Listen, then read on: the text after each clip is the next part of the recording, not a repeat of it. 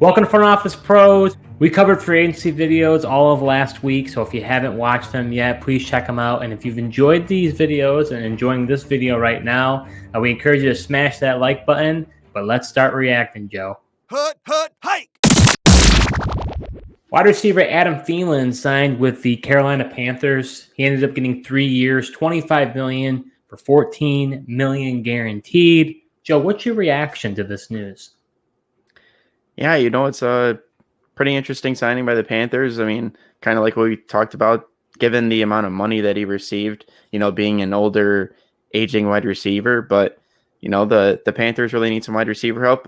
More interesting to me was the fact that he had kind of a little bit of a bidding war going on. It seemed like with the Broncos and Cowboys also interested in him. I didn't know how many suitors he had, but the fact that these three teams are going after him seems like pretty hard given the amount of money the Panthers did sign him. Yeah, I'm really surprised that he got the contract that he did. He's going to be 33 years old in August. That's old. I mean, Julio Jones is starting to break down, and he's around that age. So it's interesting that they decided to pay him as much as they did, but there is a void of talent at the wide receiver position. And from a fantasy standpoint, I don't know how many more years Adam Thielen truly has. It's a 3-year deal. We know he's not going to play all 3 of those years. More than likely, it's either going to end up being a 1-year deal and the Panthers cut him next year and have some dead cap, or he plays for the 2 years, and I believe the 3rd year there really isn't any guaranteed money, so it'd be a very low cap casualty. But I think in the meantime, because there are a lot of options there for whoever the quarterback's going to be, I think Thielen could be relevant. I think he's going to be wide receiver 3 at best. I don't think he can get to that wide receiver 2 level because he's just not going to get the amount of targets he needs to. He'll have a good target share percentage because who else are they going to target? But I just don't think he's going to get enough work to make it relevant enough for you as a dynasty owner to try to target him, or even if you try to sell him, I don't really think you're going to get very much for him. Yeah, no, you're definitely right. I think if you have him, maybe just hang on to him. Like you said, he's kind of just no going in. He's kind of that, in that wide receiver 3 territory. The one thing that's interesting, and the one area of the field that Thielen has always been a lead in, is in the red zone. It'll be interesting to see if that's how the Panthers utilize him and how many, opportunities he gets in the red area to get some touchdowns. Yeah, Joe, you're right. I mean, he's always been good at getting touchdowns. His best year in 2020, he had 14 touchdowns. But if you even look at the past 5 years, you're talking 6 touchdowns, 10 touchdowns, 14 touchdowns, 6 touchdowns, 9 touchdowns. So he is very touchdown dependent. And in his best years, he was getting, over 1,000 yards. He got over 1,000 yards, 2 times in his career. So I don't see that happening. But even last year, he was a PPR rank of 29. So if you're in a 12-team league, like we said, you're in that wide receiver 3 range. Anywhere past 24, you're in that range. So he probably maintains his value so long as he continues to get the touchdowns. Yeah, that, and I'll be interested to see who's going to be the quarterback there and throwing him the ball. I mean, he did have Kirk Cousins, and they threw the ball around pretty decent amount last year with O'Connell coming in. So be really interested to see what the Panthers do at quarterback and what type of offense they're going to do. Wide receiver Brandin Cooks from the Houston Texans was traded to the Dallas Cowboys. The Cowboys sent over a 5th-round pick in 2023 and a 6th-round pick in 2024. Joe, what's your reaction to the news of Cooks being a Cowboy? Yeah, I don't know about you, Steve, but I was a little surprised by this move. I feel like Brandin Cooks plays a similar style to Michael Gallup, and Michael Gallup, who they just gave an extension to a couple of years ago and paid him after the ACL injury, showed like they had some faith in him. And, now they kind of go in and get Brandin Cooks. I don't know what that says on what they think about, Michael Gallup in that sense. But, now with CeeDee Lamb, Cooks, and Gallup, it'd be interesting to see how they use all these guys. Yeah, when it comes to Cooks, he had a weird year last year. At one point, he excused himself from the team. He really never – people actually – I remember last year there were a lot of fantasy industry types who were all about Brandin Cooks. And, based on some of the flashes that we saw with him and Davis Mills, they thought that he was an under the radar wide receiver that you should target. And, Cooks has had the ability to be a wide receiver one, especially early on in his career in New Orleans. We really haven't seen that type of player really since, his best ever rank was 9th in PPR. So it'll be interesting to see how he does in Dallas. The other concern I have is, you heard Mike McCarthy say he just wants to run the football. So he doesn't want to light up the scoreboard. So what does that mean for Brandin Cooks? And in a way, why did they trade for him? But he does have that speed element, and I think he's a little bit more dangerous than Michael Gallup in that way. So I don't know. I'm curious. Now we have no Zeke Elliott. Now Cooks is coming in, but we heard McCarthy want to run the ball. How do you think does this affect like a CeeDee Lamb? Mike used to mention Michael Gallup. Like, do you think that the offense can support, Cooks and Lamb? I think it can, because I don't believe Mike McCarthy in just running the ball. When does Mike McCarthy ever just run the ball? I mean, even when he was in Green Bay, he was in pass-heavy offenses. I'm not sure I believe him. And then if you're really going to be that run-heavy, you're going to need somebody else more than Tony Pollard, who, we'll see if he can handle the, every down workload. But, they let Zeke walk. I don't know if that, they released him. I don't know if that really shows they're going to pound the ball, and maybe they're going to address that in the draft and draft somebody else to go alongside Tony Pollard. But yeah, it'll be interesting to see how Mike McCarthy runs this offense. But, I wouldn't be worried about CeeDee Lamb. I mean, he's a fixture of the offense. He's too talented not to produce for you. And he has him and Prescott seem to have a, good rapport with each other as well. Yeah, when it came to Cooks last year, he ended up having 635 snaps, which ranked 86 if you combine wide receivers and tight ends. So he really wasn't on the field as much as I think he could be in Dallas. So I definitely think his potential is a lot higher. Yeah, I mean, plus definitely potential's higher just because he, Prescott, is a major upgrade from whoever was throwing him the ball from Houston. So just in that sense, he's going to have a lot more opportunities as well. But, Cooks has always been, he always has kind of had a high average depth of target. I mean, do you really think that Prescott is going to sling him down the field? I don't really know if Prescott's really known for dropping bombs. He's not, but I think he has the capability to do it. I mean, he's taken some long shots to like Gallup and CeeDee Lamb down the field. I mean, we'll see. I mean, yeah, that's not like, I wouldn't say that's Dak's best trait, but we also haven't just seen that much. So it'll be interesting to see if they deploy that, for Cooks, or if he kind of changes his style now that he's a little older. Tight end Dalton Schultz, formerly of the Dallas Cowboys, signed with the Houston Texans for a 1-year deal, which can be up to $9 million, which is the quintessential prove-it deal, Joe. What's your reaction to Dalton Schultz staying in the state of Texas but going over to Houston? Yeah, I don't know what it is with these tight ends just going to these anticlimactic teams, man, and just offenses. But at the same time, Houston doesn't really have too many tight ends in his way, and he's a talented player. He just has had his injury trouble to stay on the field. So, we'll see. These guys on the prove-it deals, they tend to play well and look to get paid the following year. We'll see if that trend continues, and it'll also be interesting to see who's going to be throwing them the ball in Houston. But if, in fact, it is a rookie or young quarterback, tight ends are often their safety blankets and their best friends. So he could have a good year there. Well, and, Brandin Cooks now leaves that offense. So all those targets that he had are completely vacated, and where are they going to go to? So I think Schultz, it's a decent option for him. I don't think he's a tight end. I'm stopping myself, but I don't think he's a tight end one. I don't. I think that offense doesn't have enough juice in it that's going to make it so that he gets enough targets and enough looks in order for him to support him to be a tight end one in that offense. However, like I said, there's not a lot of options out there. So in that Houston's Texans offense, so it'll be interesting to see how he ends up doing. We saw Evan Ingram sign a prove it deal last year. Now Dalton Schultz was a lot more productive. I'm not too surprised at the end of the day, though, that he signed a prove it deal because I think he wanted a lot of money. In NFL teams that are like, you're good, but we're not going to pay you top dollar because we don't think you're that good.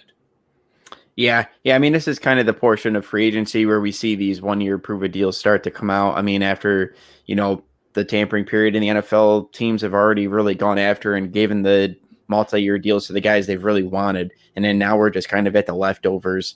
And these guys, have been holding out for the contracts, but the NFL teams just haven't given it to them. So they don't have much else as far as options but to take the 1 year prove it deal. And like you said, it will be interesting to see if he, in fact, proves it and earns some money next year. I just wonder why didn't he sign back with Dallas? I think he just has such a great chemistry with Dak.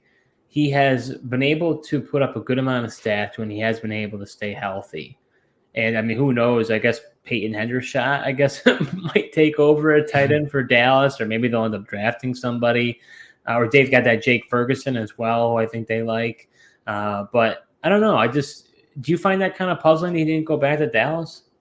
I do, but I also just wonder how much Dallas wanted him back or what the figure was because they're in, cap prison at the moment. I mean, that's why they had to release Ezekiel Elliott. So maybe just the money wasn't there. And then, as we mentioned before, maybe their plan is just to draft one because this is a very, talented group of tight ends that are coming out. And I think that's really impacted this tight end market as well.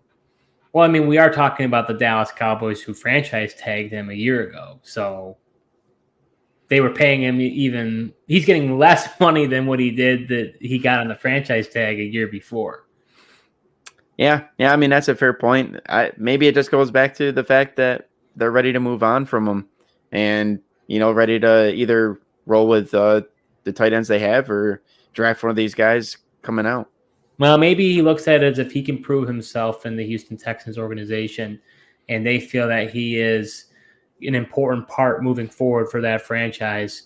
Maybe they'll reward him, with a bigger contract. And if he can be able to put up the same numbers in that Houston Texans offense, that might give a little bit more validity to him getting a bigger time deal when they may just say, hey, you're more of a product of the system in Dallas. We don't actually think that, put in any tight end and they might put up the same production that you did.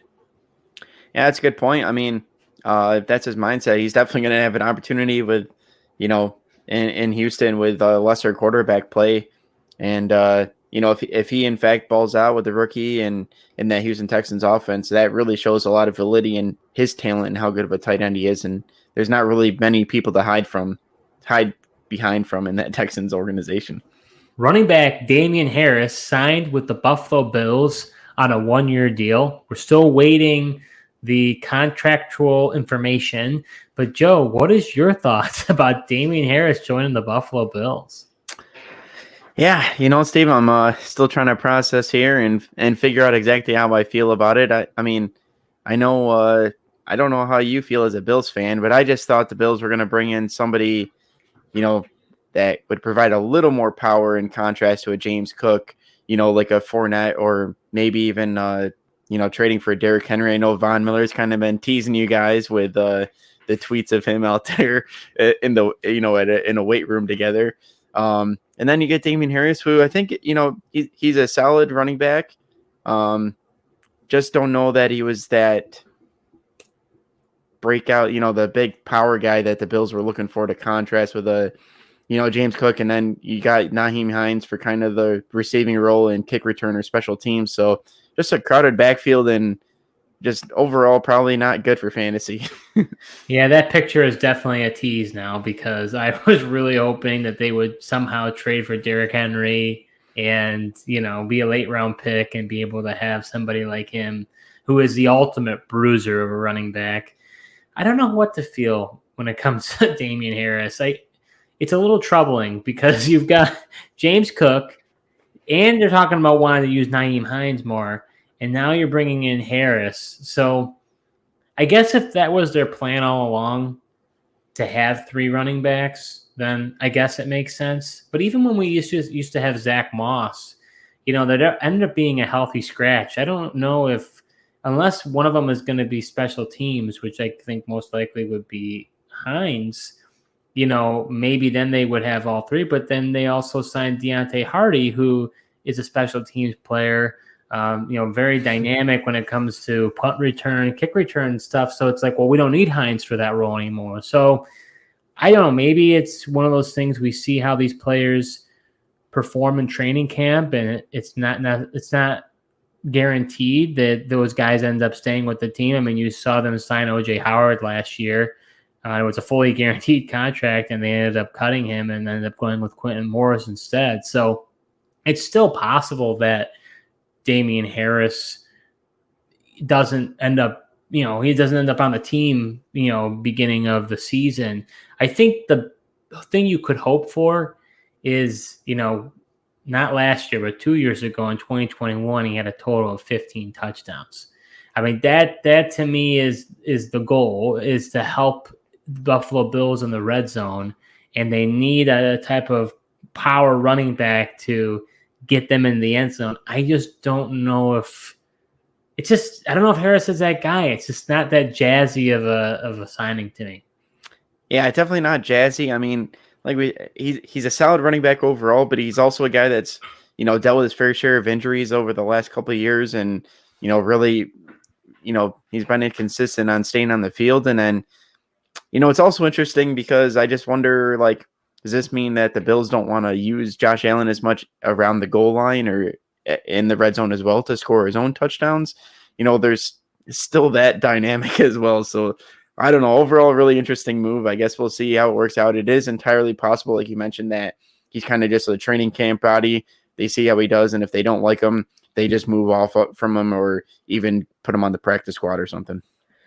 Yeah, so I mean, now the only question is, does this take them out of the Bijan Robinson sweepstakes? Because we had seen in a lot of mock drafts that Buffalo is a favorite landing spot for him. Do you think now that Harris is there, no longer Robinson's an option? No, see, I think that could still be a possibility. I don't know if that I mean, I don't think Damien Harris is that great of a running back that would take him out of getting an opportunity for Bijan Robinson, who everyone is saying is a surefire, superstar talent at running back. And if he truly is that, then I don't think you sacrifice not taking the guy because of Damien Harris. I agree with you. If they do take him, I hope that they possibly cut Damien Harris and then try to trade James Cook or something, because he's an all-purpose back, and if you're drafting him in the first round, then he should be utilized as such. And if he's only going to be partially used, then what's the point of drafting him in the first round? Yeah, but this day and age, I mean, running backs, that's the one position that gets hurt. You need a stable of running back these days. So I don't think if they get Bijan Robinson, they should necessarily trade James Cook. I think fine if you want to release Damien Harris, he just doesn't work out, but I would still keep James Cook around. So there were a couple other deals that happened over the weekend, and we're here to talk to you about them. So first, we're going to be talking about primarily the offensive players. So offensive tackle Laremy Tunsil got a massive extension with the Houston Texans for 3 years, $75 million, with a whopping $50 million guaranteed. You got offensive guard Issac Seumalo, if I say that correctly. He's going from the Philadelphia Eagles. He's signing with the Pittsburgh Steelers for 3 years, $24 million. Wide receiver Mack Hollins, formerly of the Las Vegas Raiders, is now signing with the Atlanta Falcons for 1 year, $2.5 million. Wide receiver Zach Pascal, formerly of the Philadelphia Eagles, is now an Arizona Cardinal. He signed a 2-year deal. And then tight end O.J. Howard signed with the Las Vegas Raiders for a 1-year deal. Joe, what is your thoughts when it comes to this group of guys?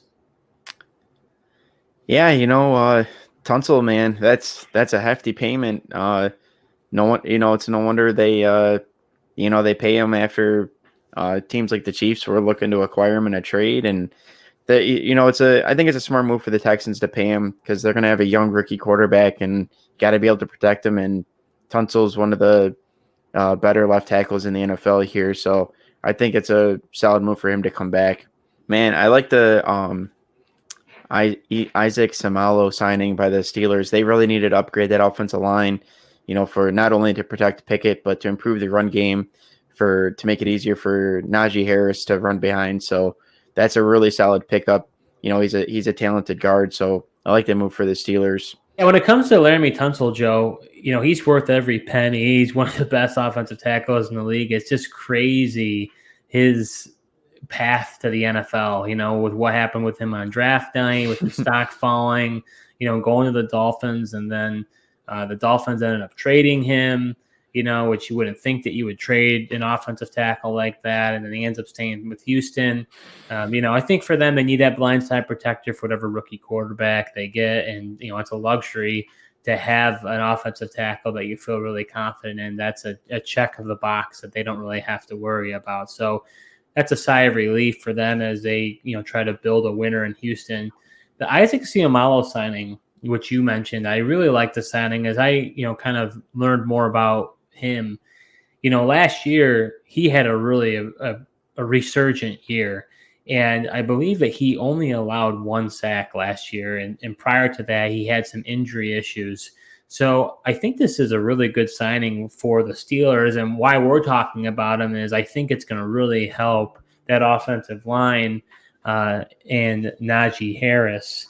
I think he had a down year because of injuries. I think we might see kind of the flashes of the old Najee from his rookie year. So really like that signing, and pretty interesting that he was able to sign for 3 years, $24 million, which was the same amount that the Bills signed offensive guard Connor McGovern early on in free agency. You don't typically see those bigger contracts happening kind of in that second week of free agency. You're really just looking at those prove-it deals. So kind of surprised he was able to get that money.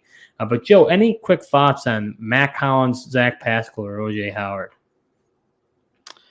Yeah, I mean, I think O.J. Howard is interesting with the Las Vegas Raiders. They trade away Darren Waller there. This guy is just, his name's constantly been brought up at just how athletic he is. Although he's never really just been given opportunities in an offense to really excel, I feel like. I'm really curious to see how McDaniels plans to use him in the offense, where they've also got, a decent amount of guys existing in the offense that are ready to pass the ball to.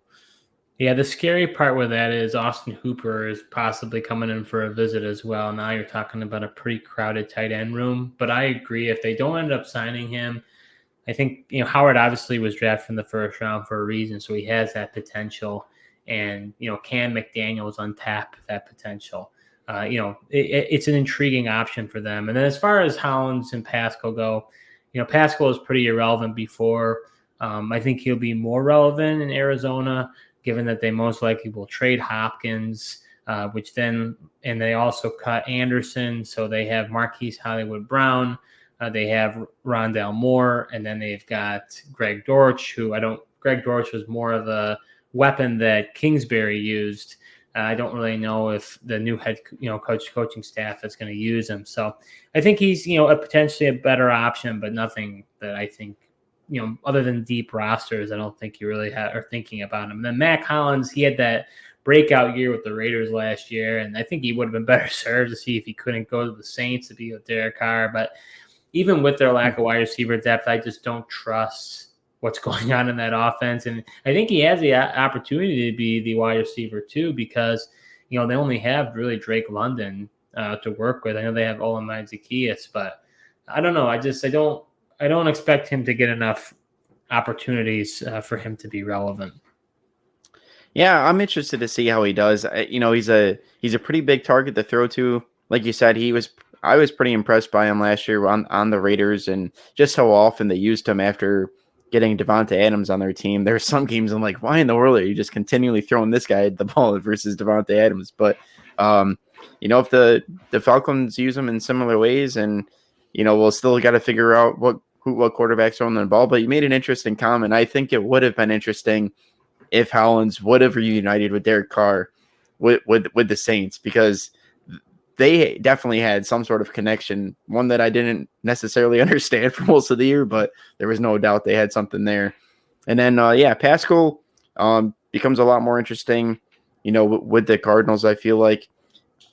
how interesting that really is. Like you said, I think it's, if you play in a deeper league, he could be an interesting guy to take a flyer on because Arizona's got to throw it at somebody. We plan on seeing Hopkins possibly gone. So it really just leaves him, Hollywood Brown, and like you said, the Greg Dortch. So transitioning over to the defense side of the ball, safety CJ Gardner-Johnson, the top safety in this free agent class, ended up signing a prove-it deal with the Detroit Lions for 1 year, $8 million with $6.5 million guaranteed. Cornerback Sean Murphy-Bunting signed with the Tennessee Titans on a 1 year, $5 million prove-it deal. Defensive tackle Greg Gaines, formerly of the Rams, is now going to the Tampa Bay Buccaneers on a 1 year deal. Quarterback Greedy Williams is signing with the Philadelphia Eagles on a 1 year deal. And then one other offensive name that just recently broke, running back Devin Singletary, formerly of the Buffalo Bills, is signing with the Houston Texans for 1 year, $3.75 million. So, Joe, what is your reaction to these signings?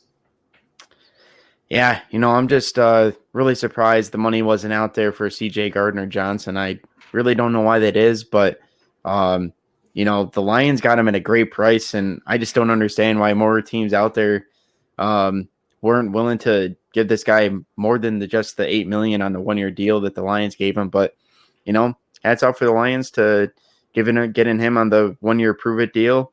He's a talented player. Led the league in interceptions last year. They're getting a solid player, and I really like what the Lions have done. They're no longer going to be the laughing stock of this league. Dan Campbell and the Lions are coming out to be a force, man. Yeah, when it comes to CJ Gardner-Johnson, I was surprised too. He has that versatility where he's able, in New Orleans, he did a lot of nickel duty, whereas when he went to Philly, I think he even himself has kind of mentioned that I can be a full-time safety, and it really showed. He played incredibly well in Philadelphia. I would have thought that, he would have gotten the money that he was looking for, but apparently, the NFL teams didn't feel like he was worth the money that he wanted, and he ended up settling for a prove-it deal. Like we mentioned, this happens, especially during this time of free agency. It'll be interesting because they drafted Kirby Joseph, rookie last year, who played really well for them, and then Tracy Walker, who's been kind of a journeyman for them. He's been there for quite some time. He's been there now 5 years. He'll be going on his 6th season. He's not really a journeyman. He's been on the team. That's the wrong term there. But anyways, he's going to go right into the starting role, and I think he could have an impact. So it'll be interesting. I don't really know how he could top last year. So it's kind of an interesting decision on his part. But it sounds like Dan Campbell and even the defensive coordinator Aaron Glenn, sounds like they had a relationship with him many years back, Campbell, when he was in New Orleans, which led him to go to Detroit, which is quite surprising. Yeah, well, that's why I'm sitting here scratching my head as a Broncos fan, man, when Sean Payton's our head coach, and the rumors were there. At one point he was following all the Broncos people on Instagram, even the Broncos thing. So why the Broncos are willing to give a CJ Gardner-Johnson a contract like this and play alongside Justin Simmons is just baffling to me. But yeah, the one thing I was hearing is as far as why he wasn't getting as much money is he doesn't play free safety. He's potentially a strong safety, and people are saying that NFL doesn't value that position and pay as much money as they do to the free safeties. Yeah, I didn't realize that. As far as the other players, when it comes to Sean Murphy-Bunting, people won't – he's not a household name probably, especially because people don't follow corners. But I just find what they're doing in Tennessee to be very interesting. They have not had a good tight end or good – they've not had a good cornerback in quite some time. They drafted Caleb Farley, with a first-round pick back in 2021, and he's been able to stay on the field. And then they drafted Roger McCreary last year in the second round. And then they also drafted Christian Fulton in the second round in 2020. So you're talking about them drafting a second-round corner in 2020, a first-round corner in 2021, and a second-round corner in McCreary. Now they're bringing in Sean Murphy-Bunting, who was a second-round pick in 2019. So maybe Bunting ends up being the right fit for them. I don't know. But it just seems like a musical chairs at cornerback for them. and they just haven't been able to find the right player for them. And then, Greg Gaines, not a lot of people are going to know about him. He's not a household name, but, if you listen to Aaron Donald, even Aaron Donald has come out and said, like, I love playing next to Greg Gaines. I think him next to Vita Vea, I think he could be a sneaky depth play when it comes to your defensive tackle position. Yeah, I really like, as you mentioned, I really like that Greg Gaines move for the Tampa Bay Buccaneers on that defensive line. Especially after losing, I believe they lost Nunez Roches in free agency here. Yep. So being able to insert Greg Gaines in his place is going to be huge for them. Like you said, he's not a household guy, but if you just watch the Rams game and watch the D-line, the guy makes plays, and he's got great hustle as well. But yeah, the Tennessee Titans, they remind me of the Patriots and not being able to draft the tight end position. So they're just going to try to use free agency and trades to figure it out and take proven corners already. But Sean Murphy-Bunting is definitely going to be an upgrade for them at the cornerback position on a secondary that's just terrible. Yeah, and lastly, running back Devin Singletary. I was really out on Dameon Pierce. I think he had such an incredible rookie year, and I was happy for him. But going into this offseason, to me, he was a sell, because in my mind, there was no way that he was just going to be the main guy like he was last year. And what do you know? Now they're bringing in Singletary in. Now it's going to be a timeshare. And, in Buffalo, Singletary has done well. But he's going to take away those opportunities for Pierce. I think it's going to be a 1-2 split. I think Pierce will still take the lead. But this definitely hurts Pierce's value, no question. Yeah, I think it does, but I'd like to see just how involved Singletary is going to be. I mean, they've only given him 1 year, $3.75 million, so they didn't give him a really big deal. So I'm curious to see what his workload is. I don't know if I'd be that afraid of Singletary if I was the Pierce owner, because I think Pierce has already shown he's a better back than Devin Singletary is, and just the way he runs and everything like that. He's still going to get the touches in along the goal line for touchdowns as well. So I don't think the Singletary movement impacts him as much as you might think. So that was our reaction to the signings that took place over the weekend and today. If you've enjoyed this content, we encourage you to please like this video so that others can see it, and then comment below. There are plenty of free agents still out there, so which one is your favorite and what team would you like them to go to? Also, you can subscribe on our YouTube channel, and we recently joined Spotify and Apple Podcasts, so go ahead and add us there as well. Thank you so much for watching, and until next time.